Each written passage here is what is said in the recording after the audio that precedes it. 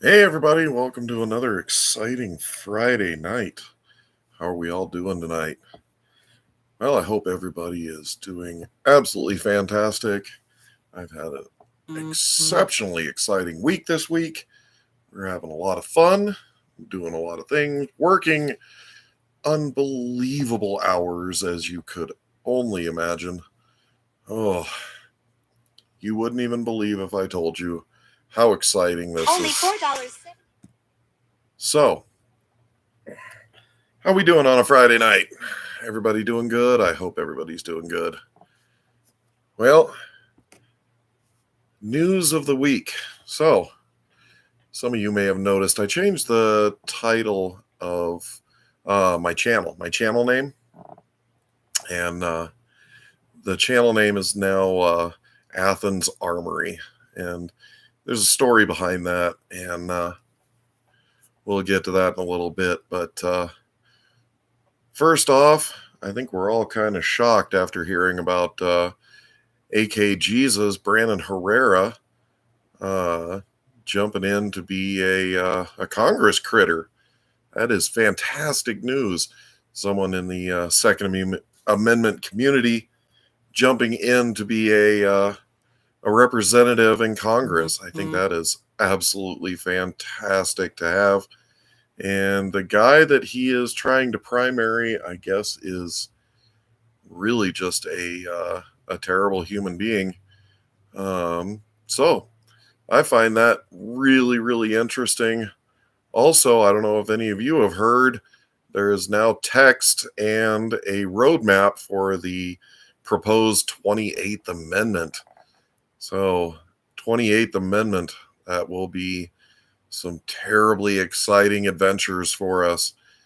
Evidently, they're trying to go the route of a convention of states because they know they can't reliably pass any type of amendment without having a convention of states.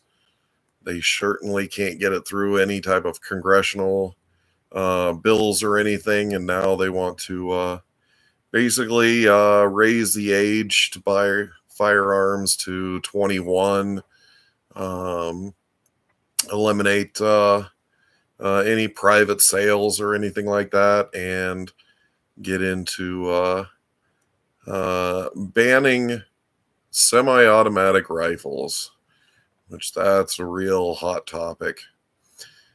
I think it's all a crock, and I think if you look at it with a rational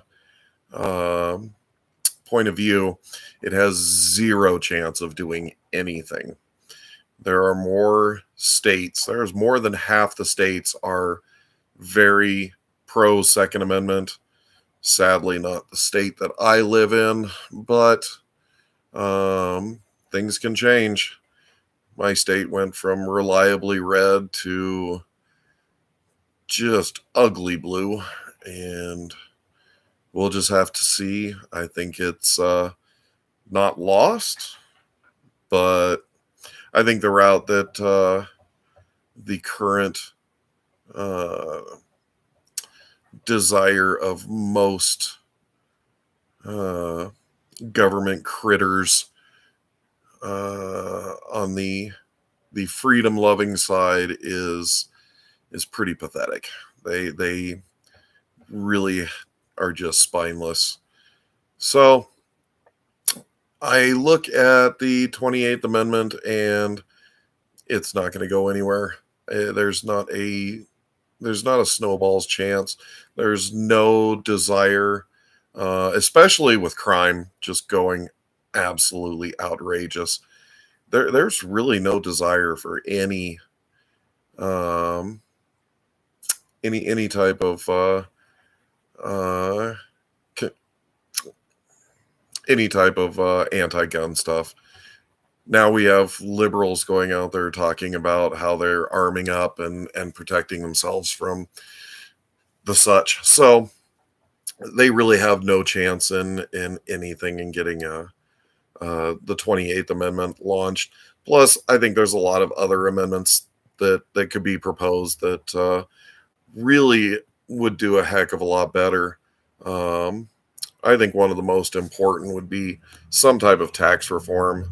It it is really important, I think, to get some type of tax reform put into a congressional, or excuse me, a constitutional amendment.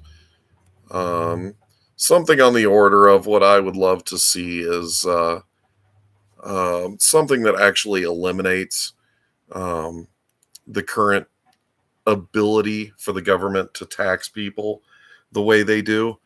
I think the current tax, um, uh, the means that the government has to currently tax people is actually a violation of the Constitution and probably many, many laws that nobody really has thought of. And far be it from me, I am no smart person. I'm the smartest of the midwits. That's it. I'm no genius. But something I always thought was really terribly disastrous for the current way that people are taxed is, it seems to me like it is um, an illegal intrusion into a contract. The government says that they have the ability to step inside of the contract between you and your employer. And to that end, the contract by the employer is not fulfilled. Um, I think that's a very big vulnerability. What I would like to see, I actually, for the last 20 or 25 years, ever since it was first proposed, and I could not tell you who first did it, but ever since it was first proposed, I remember the fair tax, the national sales tax. I think that needs to be um, in the amendments, and I'd like to see it capped in the amendments. I don't care what it is. I think 20% or something on that matter, but um, yeah, we need to stop punishing people for actually working in this country. And in the time we're in, it's pretty depressing. Um, Everybody's working as hard as they can work. Everybody's doing everything that they can do, and the economy's doing pretty bad. I see it out in my daily ventures. I know a lot of people that are trying new things, different things to make money, and it's really the economy's in really bad shape. And I think what I heard the other day, last month, they lost 40,000 manufacturing jobs. That's going negative. That is just a dramatically bad sign. And I think a lot of people are looking at it. Um, when is it going to hit the fan? I think it's already well on its way to hitting the fan. Inflation did something that is also again scary. Inflation bottomed out at zero. Now it's going back up again. Um, they said if there's a sharp decrease, these are the smart people I listen to. I don't know if they're right. I don't know if they're wrong, but they said if there's a sharp decrease in inflation and then a bounce back up, that's kind of a bad sign. And I kind of understand that. And inflation's not being managed. It peaked at 9% a little over a year ago. Now it's at 3%. That 3%'s adding to that 9%. That 9% didn't go away. We didn't cut that 9% down. That 9% was the inflated correction. Now we're adding 3% to that. So yeah, that's it's all getting pretty ugly. And one of the things that I look for, that I see, people uh, contracting what they're buying and all that stuff. I try to buy locally. I try to deal with local people. Obviously, a GunTube channel. I buy locally. I also buy online. I try to help the local shops and whatnot. My local FFL, my local gunsmith.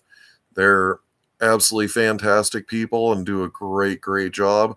And I cannot speak highly enough of them. If anybody's in the Denver area looking for a local FFL or gunsmith at large, they are fantastic people. Go check them out. They're in Southwest metro area down in the armpit of C470. So check them out. They do great work. They're great guys. They're absolutely a blast to hang out with and chat with. We always have a lot of fun chatting with them, and it's a range of people, a range of experiences. Some military, some not. Some modern guys, some older weapons guys, and we just have a ball just chatting for a little bit of time every time I can get down there. But I always try to hang out local and keep everybody doing what I can. James Pollard, hey, how are you doing on this beautiful evening? So with Brandon Herrera, I give him absolutely 100% of my support. Although I do not live in Texas, we honestly, we need young people. Look at our government. Our government is octogenarians. They are antiques. These people should have retired 20 years ago. Joe Biden was so corrupt, he could have retired 20 years ago and been fabulously wealthy. Our government is so old. We need to start looking at younger, intelligent, responsible people to step up and take the mantle. Because, you know, as much as I disagree with everything that comes out of her open mouth, look at Ocasio-Cortez. She's insanely popular, and she's young. She's influencing an entire generation of youth. Why aren't we doing that? We get what, Mitch McConnell? How many people 20 years old can even connect with Mitch McConnell? I don't want to disparage our elderly. They have a bunch to teach us. They should not be our leaders. They are well past their prime. So I'm just I was shocked. I was blown away that Brandon Herrera threw his name out there, and I think that is actually the kind of someone who can, drop an F-bomb, make a Kennedy assassination joke, make a, this it's the energy. Look back at the 2016 campaign. A lot of people say the only reason Trump got elected was because of the memes, the meme culture. People made it funny. And that, I'm sorry, funny draws people in. Funny attracts people. Being, negative and screaming and burning cities down, that's not changing any minds. Now we'll have two Brandon chats. Yeah, that's the comedy, the funny, getting people out there, getting people interested, and doing it through comedy.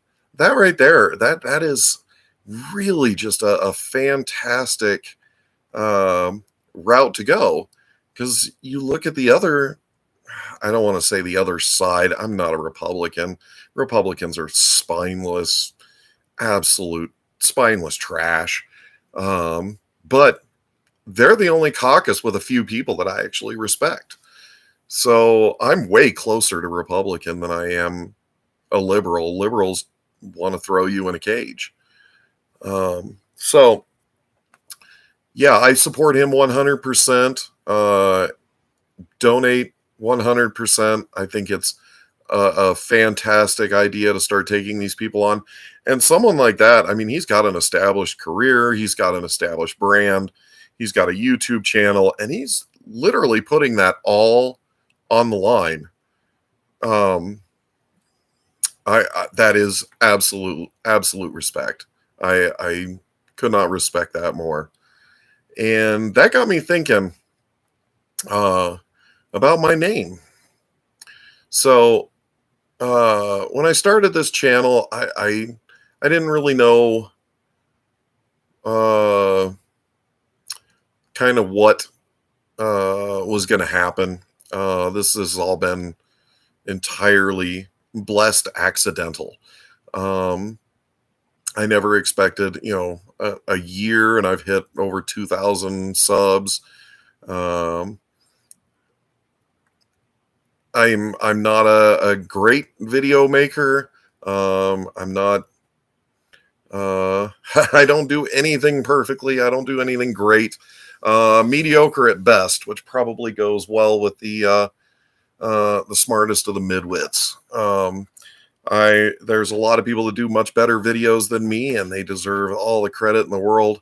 And I just kind of do my thing. And for some reason, people have been coming by, and I've had a couple of videos go kind of viral, and I've had a lot of success and a lot of people um, commenting, and I love the interaction with everybody.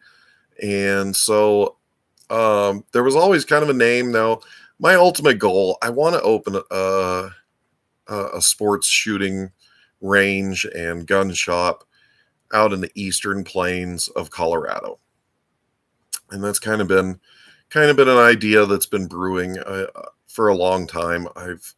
Uh, I've always kind of wanted to do that. Just kind of get into a community of shooting and stuff like that, and have a lot of fun.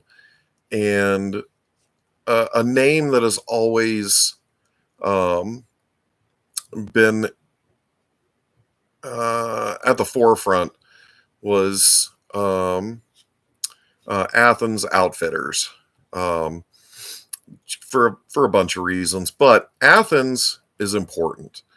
Um, any of you that may um, be more read into history than anybody will allow you to be in this day and age may have heard of the Battle of Athens, and it's the McMinn County War in Tennessee.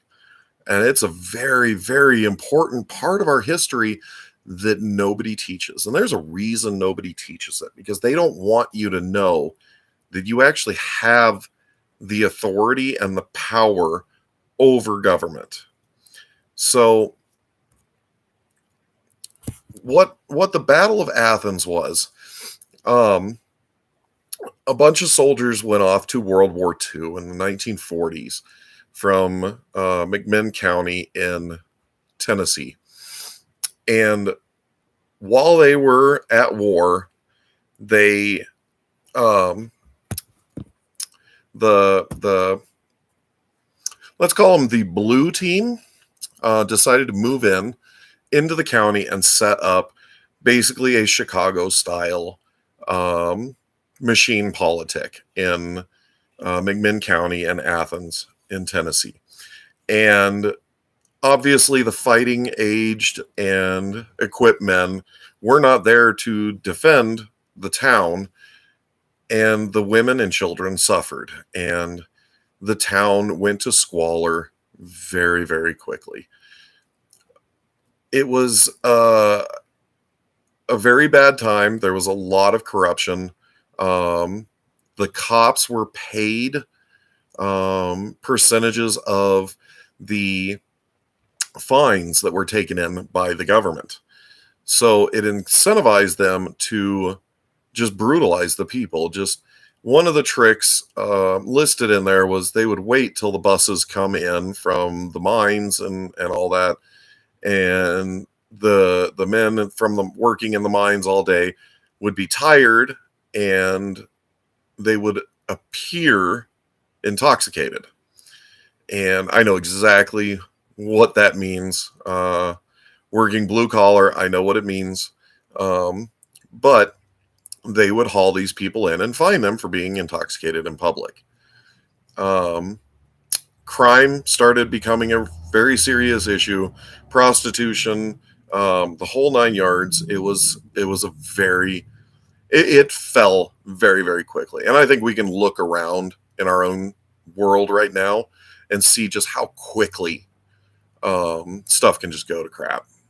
So when the soldiers came back, the sheriff and the mayor and everybody had such a firm grip on power that there was very little anybody could do about it. Crime was out of control.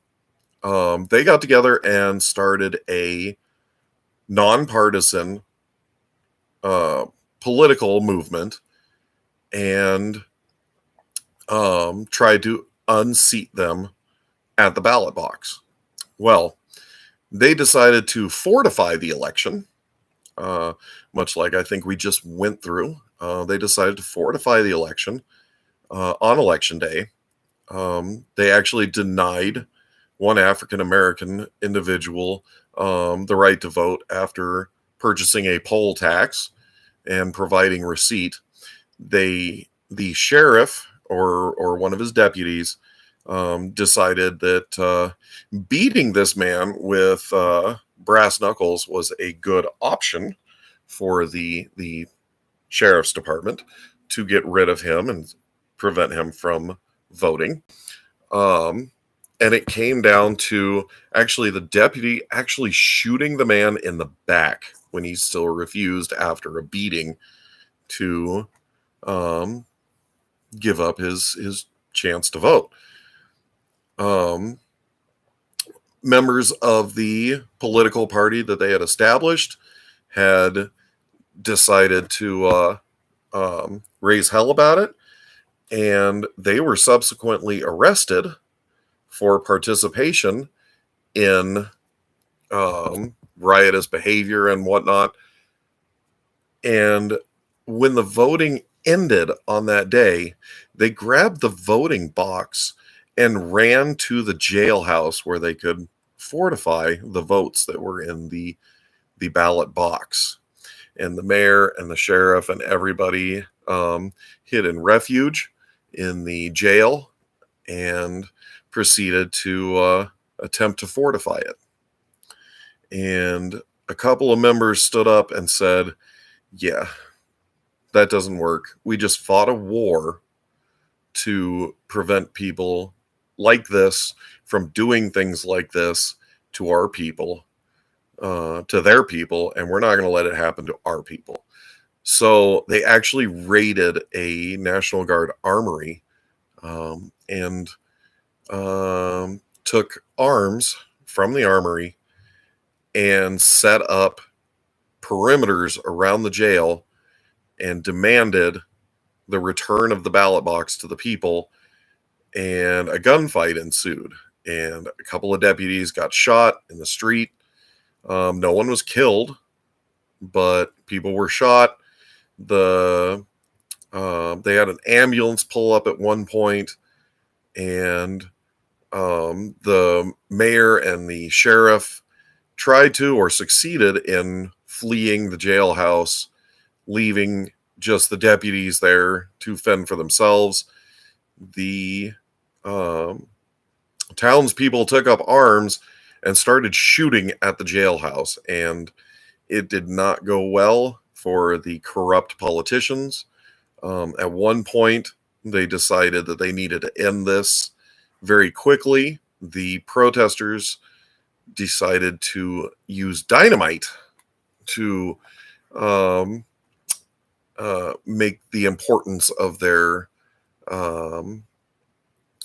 decisions known. And after a few sticks of dynamite were lobbed at the jail, blowing up the front porch of the jail and a police car that was out front, everybody surrendered from the jail. The ballot box was retrieved, and the legal and lawful votes were counted. And it turned out that everybody from that machine were tossed on their ass. And that right there is our legacy. Our legacy is the overseeing of our government. They don't get to operate in the shadows. They don't get to operate without our blessing, really. They are our servants. It is public service. They are our servants. They are not our masters. And when they start engaging in illegal shenanigan behavior, It's up to us to straighten that out. And I think a lot of people that falls the wayside a lot of the time because it's not a piece of history that is taught. It's not a piece of history that is well known. And I think it is really a tragedy that we don't tell people that this is our legacy. This is our country. This is our government. They hold no sway. It is a civilian government. It is made up of people that came from where you and I sit. Now, they are corrupt. They accumulate wealth and power and lord that power over people. But in some strange way, it's ours. It's our government. It's our determination. And we need to find a way to take that back and make it known that these people are not our betters. Look at them. It is very hard to imagine that any of them could be successful at any legitimate business outside of Congress. They are literally useless, empty suits. And whoever's parading them around like some type of marionette, that needs to end. They are our servants. They are not the deep state servants. So I love the story of the Battle of Athens. If anybody wants to learn more about the Battle of Athens and what kind of went on in the Battle of Athens, there's a guy called Count Dankula on YouTube, and he does a unbelievably great job at telling stories, and he did a fantastic story of the Battle of Athens and how they took their town back. And I would highly suggest looking it up. And the name Athens has always stuck with me. It's a piece of history that I think very much needs to be disseminated widely throughout our world, to teach us, to show us that this is our community, this is our country, this is our land, this is our government. And if you have the desire to oppress and punish people, to tear it down, to burn down cities, no, that is not allowed. Period. We will stop you. We will take you down. We will protect our legacy. So, I love the Battle of Athens. I love the story. I love the sentiment. And the name's always meant something very much to me. So, I decided to change the name to the Athens Armory. Just to give a historical nod to our betters. Our former generations were better. They fought harder. They marched further. They went into battles that were, my God, some of the most horrific battles, and they deserve to be remembered. They deserve to be revered. So, in my little corner of the internet and space, that is how I will pay homage to those people, and for Brandon in Texas, freaking run as far as you can. Just run hard, run straight, run true. That is exactly the type of energy and yeah, that's exactly what we need. So Someone's got to stop the lying in Washington, right?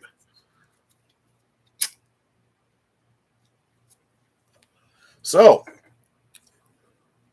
all that aside, we've got great news. I got an email today from McGowan Barrels, and it looks like I've got another barreled action coming back from McGowan Barrels. I don't know if it's one or both. I'm waiting on another P14 action that's got a heavy profile target barrel and a Siamese Mauser chambered in 7.62 by 54R, because I'm freaking stupid like that when it comes to 54R. I think that is just a fantastic way to have fun. So the shipping information was put in today. I got a notification from McGowan and from UPS. A shipping label is created, and on a Friday, I just hope that it got out today. I got the notification pretty early. It's like 11 a.m. while I was asleep. Yep, I'm working night shift. So I was asleep, got the notification, got it when I woke up, and I couldn't be happier because we've got projects rolling in and fun to be had.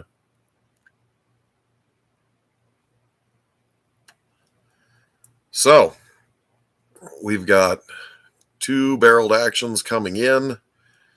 We're going to have some fun with that. The P14 chambered in 303 British. I'll have 2 of those. One of those in a military profile barrel that was a legit drill and parade rifle. And that rifle stirred up an interesting question on the video that I posted. If you guys have not seen that, put it in your memory, check it out. I put up a video where we resurrected a P14 Enfield chambered in 303 British, and it was demilitarized to be a drill and parade rifle. And someone asked, is it safe to remilitarize a drill and parade rifle, being that it may have been taken out of service for being defective, poor heat treating, whatever, bad headspace, bad chamber, whatnot. And I thought it would be interesting to try to correct it. I plan on doing another video about it, maybe. But my thought process, now when it comes to heat treating, that was something specifically he brought up. I believe there was only one rifle that suffered from a heat treating problem, and that was the 1903 Springfield. And I believe the heat treating problem was probably blown out of proportion. I know in my research and history, which there are people way smarter than me that know way more than I do, they have said that it was very much blown out of proportion. And I believe it was only at the Springfield Armory. They didn't have proper equipment to test the temperature of the steel as they were making the rifles. And the first tens of thousands, maybe first couple 100,000, I can't remember offhand, but there are many references online. If you're wondering about it, look it up. They have the serial numbers, and they say they're not safe to shoot. Now, I throw the BS flag. I have a 1903 Springfield that does fall within the early production number ranges that has been shot consistently since it was surplused. It is a very long known shooting rifle. But evidently they had one rifle fail in testing. The military did. The government had one rifle fail in testing. And as of just a few months ago, think his name's Mike B on YouTube, actually uncovered a 1903 Springfield whose receiver was riddled with cracks through the entire receiver. Had not failed, but it did have cracks running all through the receiver. Um, of that, I don't believe it is the problem that people say it is. And I know that from very much personal experience, having one. And I don't believe any other manufacturer suffered any other problems with the heat treating. Now, the P-14s were made in 3 different armories. They were made by Winchester, they were made by Remington, and they were made by Remington's Eddystone factory. So, they were not associated uh, with the problem of heat treating. P-14s are known for being brutally strong, very, very good rifles. Now, that's not to say that that ends the question. The question is still, is it safe to shoot? So, everything I've heard and everything that I've read, drill rifles that come from the military in their inventory are just given away. Now, after the First World War, there's really good documented evidence.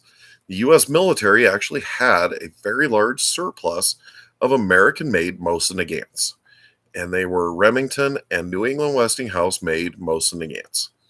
So, when the Russian government fell, the U.S. government decided not to fulfill the contract. Excuse me. Leaving the government on the hook for all these rifles. Now, a large number of them were surplus to Bannermans. I think everybody knows about the Bannermans. They rechambered some of them in 30-06, which are actually safe to shoot, even though some people say it's not.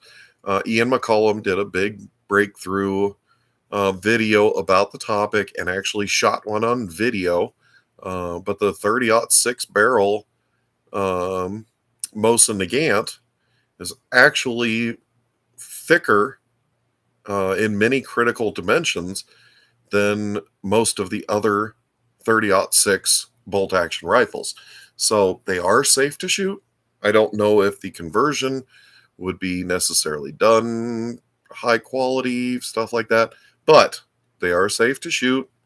A 308 bullet going down a 312 barrel may be a problem. It may not be the most accurate, but the government sold off a bunch of rifles to Bannerman. They also gave away a ton of rifles to military academies to use as drill and parade rifles. Now, they did not demilitarize them like others did. I think I've got 2 of them, both Remingtons, and I believe the firing pin was shaved off, and that was it. They are fully functional rifles. One of them is my black long-range target rifle. It was actually put together from a drill and parade rifle, and it shoots phenomenally. I love that rifle. It is one of my absolute favorites to shoot. So the U.S. did not go through nearly the processes that the British did for drill and parade rifles. Now, after the First World War, everybody was saddled with all kinds of arms that they maybe didn't want to house and take care of and maintain, and on and on and on. You're talking about a ton of money, a ton of material. It's unreasonable to imagine that they would just continue to maintain rifles and stuff like that. So a lot of them were actually just given away to various military academies and whatnot, allowing people to train with them, to disassemble them, to learn how to clean them, to do marching drills, and yada yada yada, and on and on and on. But the British actually plugged the barrels. Now, I understand from doing my research that there was a problem with Lee Enfields and their head spacing and their chambers not being cut to proper specs. Like basically, the chambers being way oversized. Um, I've seen quite a few videos about it. I'm not an expert on it, but it is something that I understand is out there. Something I have not been able to find or identify is the similar problem with US made P14 Enfields. I cannot find any information whether they had a headspace problem, a chamber problem.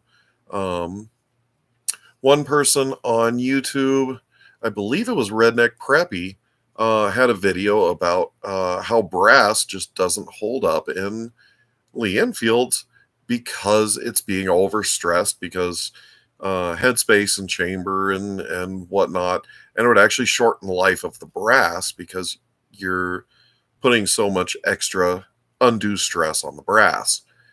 I find that kind of interesting. I've never heard of anything like that with the P14, but all of that is thrown to the wayside when you put a new barrel on it, because when you put a new barrel on it, you have to re-headspace it. You're obviously cutting a new chamber in the barrel, and that eliminates all of that problem. And I don't see a military holding on to any arms that are defective or damaged. Now, there was a process throughout, I think, every war that when the government identified a rifle that was manufactured poorly, didn't operate properly, something like that, it went back to the manufacturer for corrective action or replacement. So I don't see the military actually holding on to defective rifles just to make a drill and parade rifle out of it. That's real money. Why would the U.S. military buy an M4 that is defective and hang on to it and say, well, we'll just give it to the boot camp guys? We've got hundreds of millions of old Vietnam era M16s that boot camps can play with. We don't need a brand new rifle. So why would they hold on to a brand new rifle that was defective? That doesn't click in my head. So the way I see that they probably did is they probably didn't want to warehouse and maintain the level of arms and munitions that they were making through the war. So after World War I, a lot of them get donated. Being that nobody else in the world has gun rights like America does, they probably had very strict rules about plugging the barrels and making them functionally demilitarized so they cannot be fired in any way whatsoever, and calling it a day.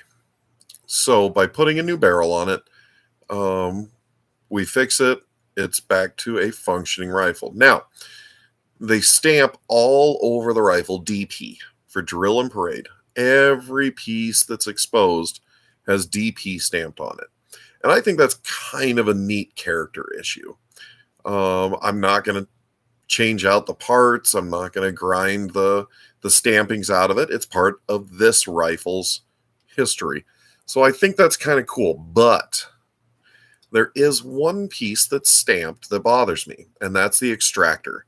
So the P14 is a Mauser 98 style action. It's got a Mauser 98 style bolt, and it's got the big long claw extractor down the side of the bolt. Those are sprung steel. They are heat treated, and they are brittle, and they are known for breaking. They stamped DP in very large pronounced letters right on the side of the extractor. That, I imagine, was probably a bad idea because I think that will probably break the extractor over time and age and use. So the extractor is something that bothers me, but stamping it on top of the receiver, on the bolt handle, on the barrel bands, on the mag well, that's not going to do anything. So the P14 drill and parade rifle is finished. It is complete. I'm hoping on Sunday that we will be able to go to the range and shoot it. I'm flipping my work schedule. I'm actually working day shift tomorrow from night shift last night, just to pick up some overtime, which makes my life absolutely fantastic. But Sunday, it looks like we can make it to the range. The 22-year-old daughter sounds like she's down for some fun at the range. Kids love it. We should have a nice, happy day at the range, I hope. So I hope to get the P14 up there and start putting some rounds through it, get the barrel broken in. I've got some PPU ammo, and I think we can see if that will do the trick, because that will be a very fantastic that'll be a very fantastic rifle. I have a good feeling.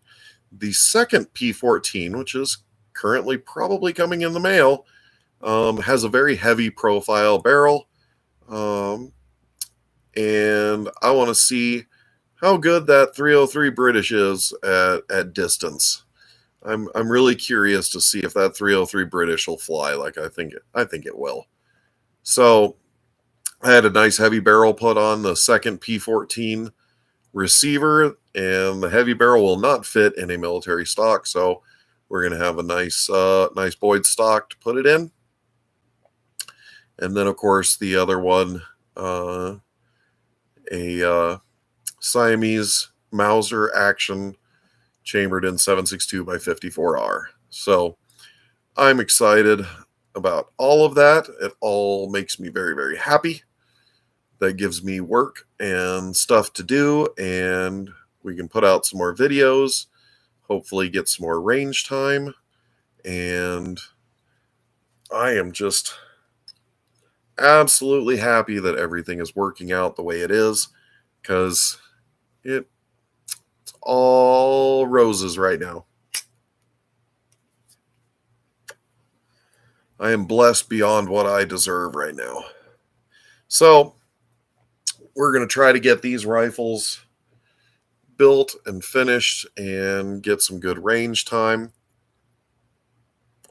Because let's face it, going up to the range, that's what everything is all about, isn't it? So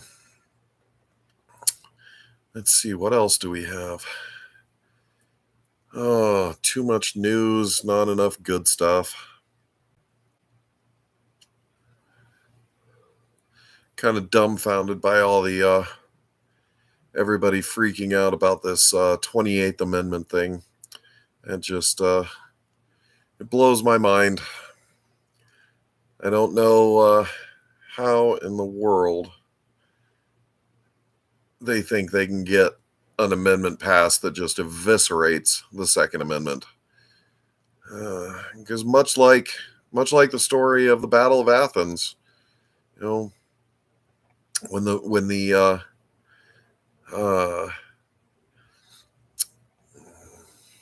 when democracy fails, that's where the Second Amendment shines, and it's gonna be dark times. Honestly, I'm very concerned about the way the economics are going in this country. I don't see us doing too good in the near future. I hope it's very, very short. I hope everybody makes it through with the least amount of pain possible. But I tell you what's being told in the news is it's very concerning. There's a lot of bad stuff, and I don't know if any of you watch. I faithfully watch Tim Pool. I think he's although he's far to the left of what I would normally like. He's honest. He's forthright. He's very freedom oriented, and honesty goes a long way. If someone's honest, they can be um, um, they can be trusted, you know. But I faithfully watched Tim Pool, and he had a video earlier today with a Canadian girl on TikTok talking about how you can't afford to live, you can't afford to eat, can't afford to.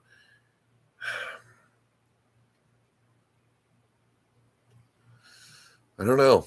I don't see this getting any better. I see it for my children. I see, the prices of rent, the prices of a mortgage, the wage stagnation, the inflation, cost of everything. It's very, very demoralizing. And I totally understand.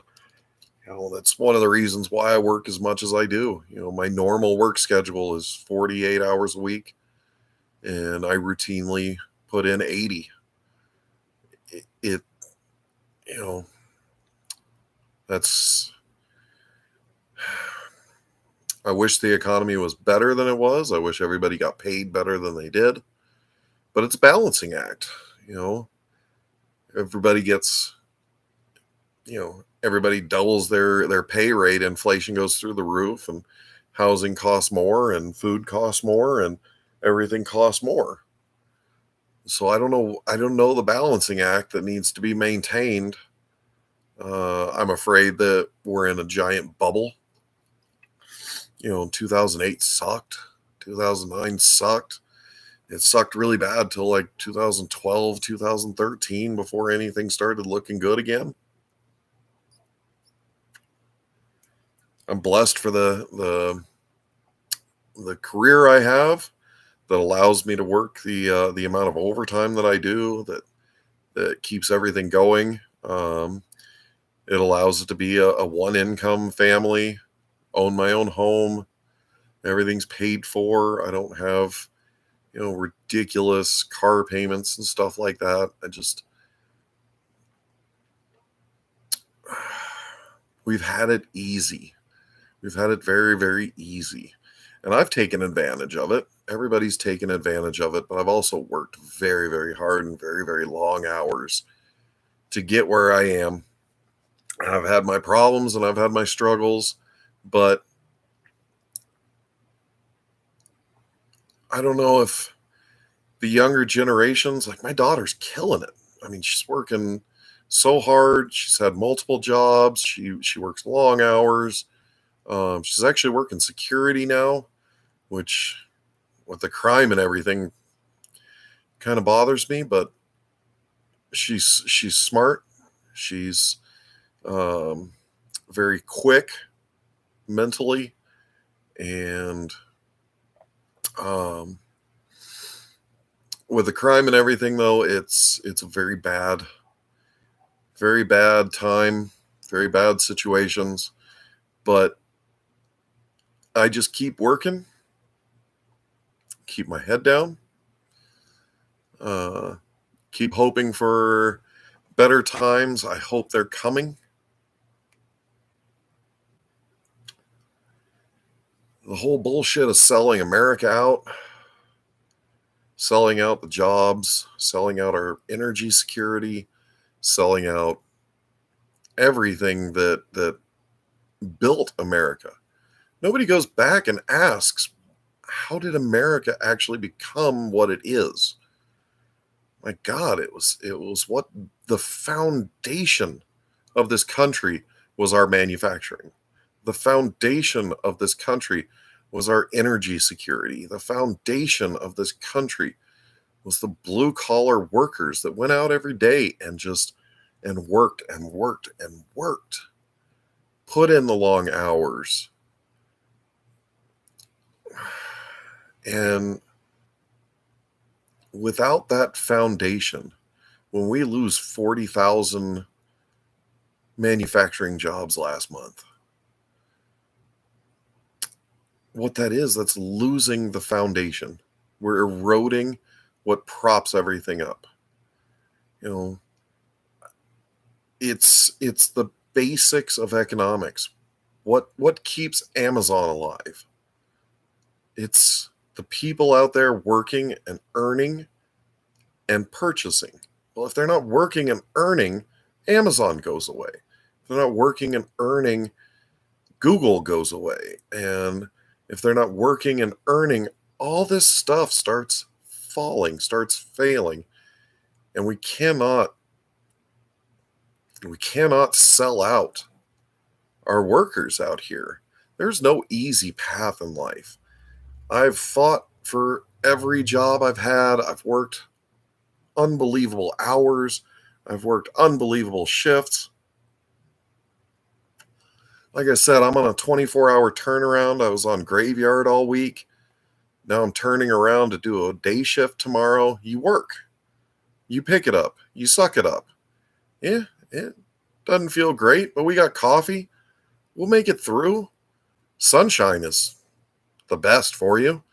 You get that sunshine going. Holy crap, that really boosts your endorphins and really boosts your ability to stay awake. So you just do it. I'm not so sure. Like, I'm an old Gen Xer.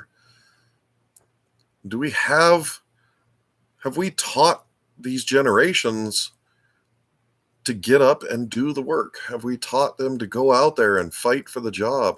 It's not going to be the easy job. Go out there and fight for the hard job. I told my son, I said, if you want to live a life with no wants or needs, be a plumber. They're so short on plumbers out there. It's crazy. But it's going to be a filthy job. It's going to suck. You're going to work. You're going to sweat. You're going to build a nice life for yourself. And you're probably only going to do it for 10, 15, 20 years. You'll be able to start your own business doing plumbing and whatnot. So go out there, fight for, there are so many good jobs. Welders. There's such a shortage of good welders. There are good opportunities out there if you take advantage of it, but you got to be willing to work and you got to be willing to just put the sweat down. So I really hope that these advantages don't go away, because that's going to be if we erode the foundation that this entire greatness that is America, if we let this erode, what do we have? We can't eat off the internet. I don't know if you've ever tried to order food through some of these Grubhub things. I live in a metropolitan area. It's all around here. And man, I got lazy a few weeks ago and got off work and said, hey, son, let's just order Chipotle. Have them deliver it. Just work 13 hours. I'm tired. Let's just order a burrito in. We'll be good. 2 burritos cost $50. $50 delivered to the house. Holy crap. We can't afford to do that. I ain't ever doing it again. Are you crazy? That's real freaking goddamn money. I don't see stuff like that surviving. Whatever the hassle is, it takes, there's a Chipotle right up the street, 3 minutes away from my house. Takes 10 minutes to go through and get your food and will cost you $25.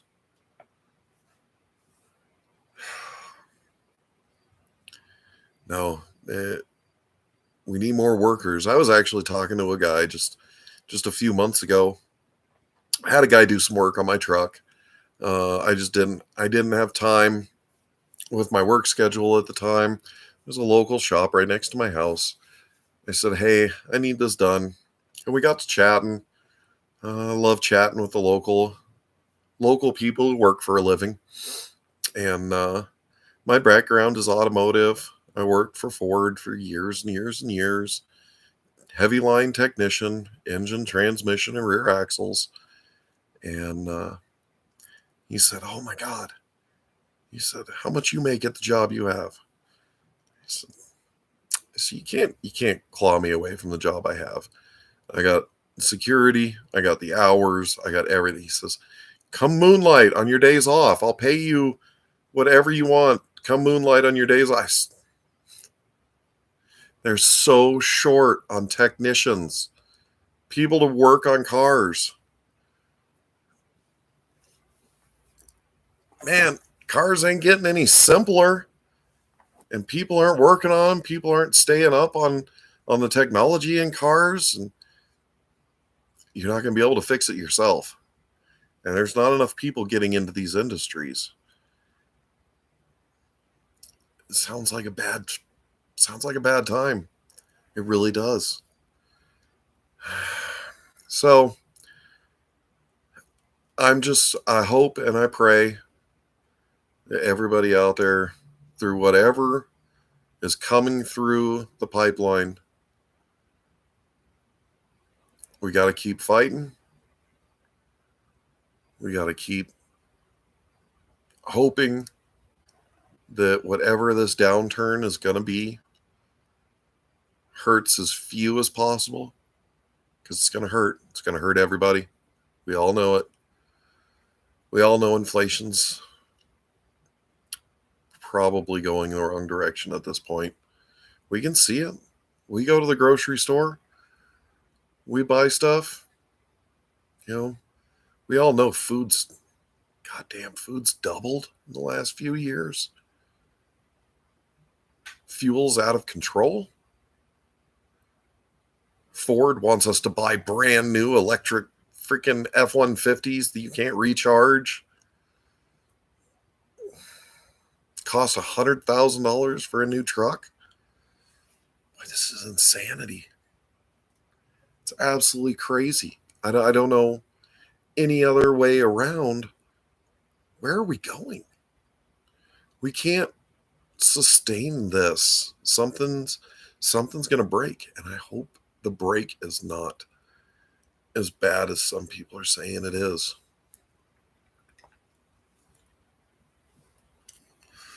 Because let's face it, we have the ability to go far down. We really do. We still haven't gotten to pre-pandemic employment levels. We still haven't gotten back to a lot of metrics. There's a lot of metrics out there that are bad, and they're really, really bad. But I think the best thing we can do is we need to fight. We need to fight for the jobs. We need to fight for our families. We need to fight to do everything we can. And the fight's not going to be easy. It wasn't easy the last time. It's not going to be easy. But it's the cards we're dealt. And I hope enough people remember who sold us down the river. Because there's one person that was saying, bring the jobs back. There's one person saying, bring the jobs back. Everybody else said they're gone. We don't fucking care. We don't need them. Who gives a crap? They're just garbage jobs anyway. Learn to code. Everything's going to be coding. Yeah. Yep. Keep thinking that. That right there is the bullshit that dropped Rome. Everybody needs to do the shit work. Everybody needs to be out there sweating. Everybody needs to be fighting for it. There's no easy ride. It really isn't. Even all this internet money, I'm not sure it can last. I don't think it's going away. In fact, a lot of the advertising stuff online, I think, is probably the way of the future. But in my head, they got to drum out a lot of this BS advertising because, all this cheap foreign garbage ads that we're seeing. More people online than there are on TV, I will bet. Any day of the week. Any day of the freaking week. I will bet there's more people online than there are watching TV. And the stark difference in the ads from TV to the internet, it's gotten a lot better over the last year. I'll tell you that. The last year, actually starting to see real commercials on the internet. But yeah, God, everything's taking the world by storm, and everybody needs this widget that can't live without. It's garbage. It's all garbage. There's no easy path. We need to stop imagining that there's a way to just click a button and everything in life will be easy. And I feel for this generation. I really do. Good gosh. Economy was crap when I was in high school. Coming out of George W. Bush and into Clinton. Yeah, fucking economy was dog shit. We were fighting for every job we could have. I was working at a drugstore. I was working at a car dealership, shagging cars. Everything I could do to get a job. Gas was $1. I remember that. Gas was a freaking $1 a gallon.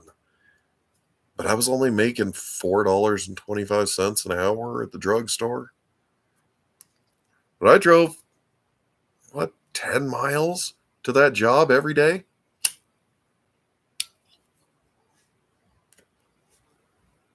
So, yeah. We need to get back to the idea of working hard.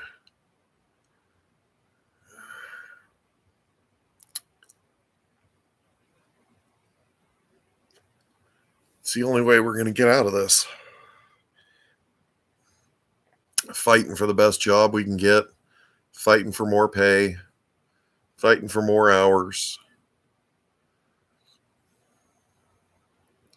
Fight for your own life, because that's what it is. The best job is helping your life. So for me, I'm hoping that someday I'll be able to build a business out east where the cost of living is a little less than, San Francisco or Denver. Cost of living in Denver is outrageous. This is one of the most expensive cities to live in. And I'm lucky. I'm lucky by timing. Because when I was able to buy this house, with the help of my family helped me get a down payment together. But it was perfect fucking timing, and it was luck. When the economy was screwed after 9/11, and they started dropping interest rates, but before anything else caught up, I bought my house in 2003, 2002. Yeah, it was luck. It was absolute luck. And, within a couple of years, I had bought a ton of equity in my house because prices of houses were just going through the roof. And it was luck. It was absolute luck. I don't know if interest rates are ever going to come back down, So, biggest thing, we need to remember who did this to us. Who gave away our money? Who sold us out? Who sold these jobs to the lowest bidder they could find? There's no manufacturing job that's beneath us. We built the world.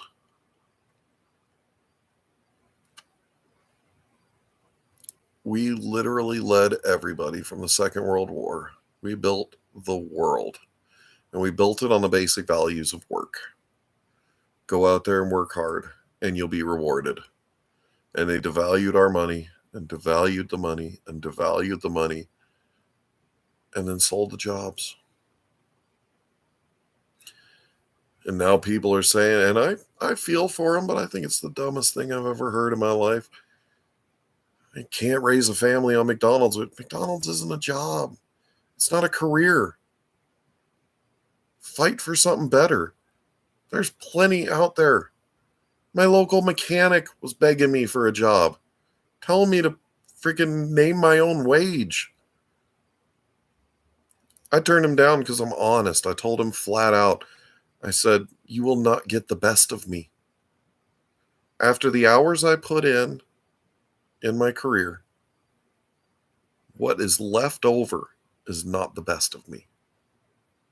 And I'm not going to sit there and say I'm worth big money and then come in, I'm tired, my muscles are sore, got everything else on my mind.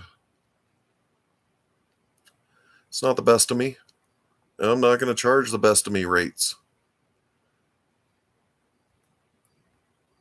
But it's a shame to see them begging for work. People don't want to get dirty. Get out there, get dirty. That's how you get paid. I don't know.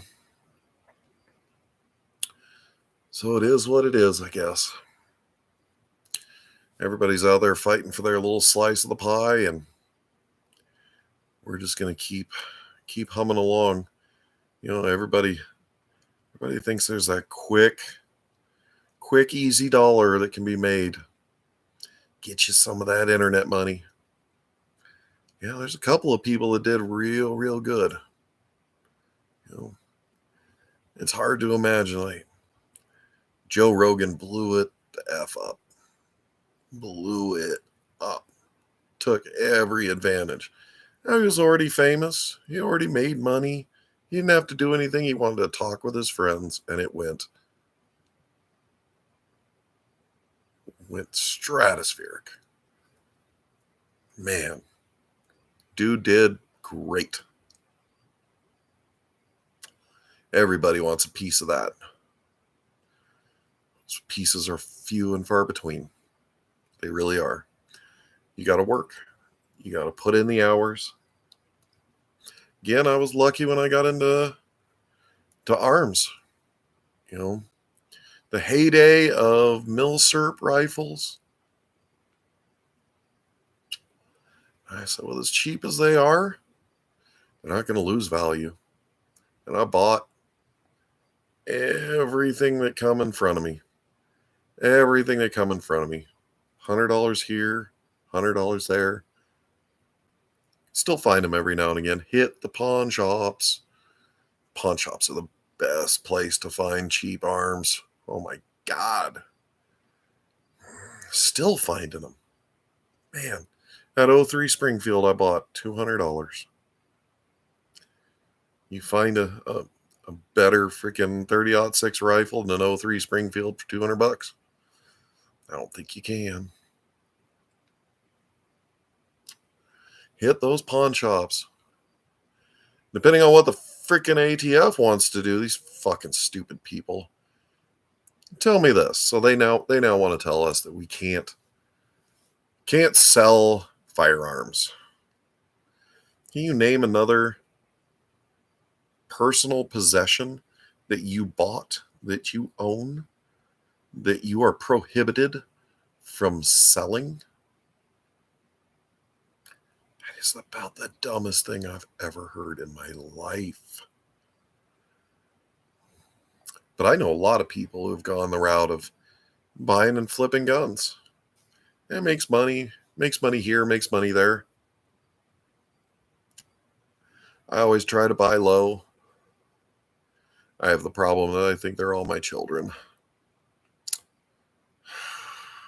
How can you part with the gun? You went out there, you bought it, even if you scored it really cheap. My '03 Springfield, I love it. Love that rifle. Shoots like a dream. How do I sell it? I love it. Man, that is the dilemma, isn't it? So the ATF says you can't sell your guns anymore. Who the fuck are you telling me I can't fucking do whatever I want with my own personal property? Seriously. This is just some fucking asinine shit. You think that's going to stop people? Bullshit. Yep. Thankfully, I'm probably still small enough that I don't have my own dedicated ATF agent that watches what I do. But if I do, I'd just like to extend a very warm and heartfelt go fuck yourself and do it with something sharp and painful. And I apologize for the profanity. I really try. I try so hard not to swear on my videos. I really do. It's I had a funny story when I was in the Navy years and years ago. My chief petty officer, he looked at me one day and he said, "Man, your swearing really gives the Navy a bad name."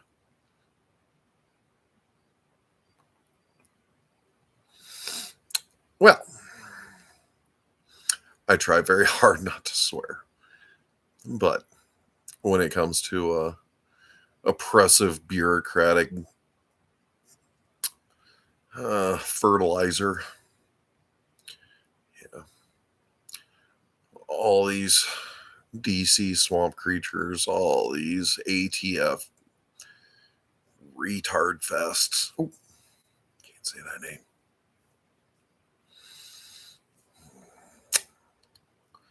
All these leeches. It's not a good use of our tax dollars, I'll tell you that. It really is not. So I have a feeling that the ATF is going to be told exactly which hole to stuff it in yet again by yet another court when they try to tell people that they cannot sell their own personal property that they've bought legally, that they own legally, that they sell legally. The few guns that I've sold over the years, there's a really big gun shop down here, South Littleton, that has a really good consignment program, and they've got really good traffic and inventory and whatnot. So I have over the years occasionally consigned rifles to be sold through them and whatnot, but yeah, it's a crock of shit. It really is. Tell me that I can't do something with my own personal property. Yeah, I don't think that's going to fly. I really don't. But we'll just have to see. Oh, all this exciting life. So I say we get out there and we really need to help that little boy from Texas, Brandon. We really need to help him get into office. Sickening as that sounds, dear God, I hate the idea of sending decent people to some disgusting gutter swamp. But someone's got to clean it up, right? Someone's got to do the hard work. Someone's got to put in the sweat.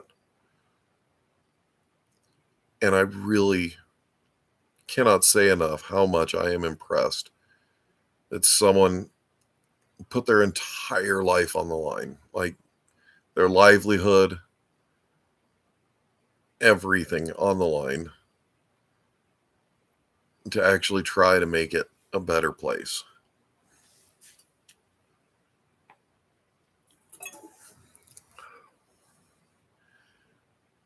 You know, it's tough. It's very, very tough.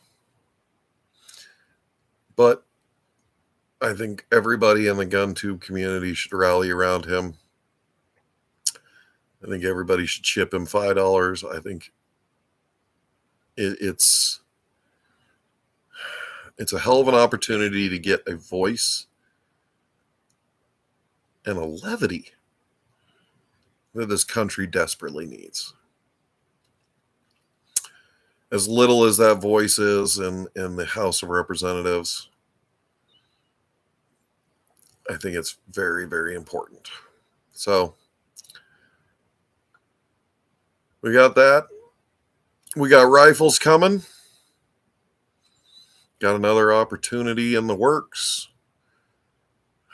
All this good stuff. All this good stuff. But I'm going to bow out, guys.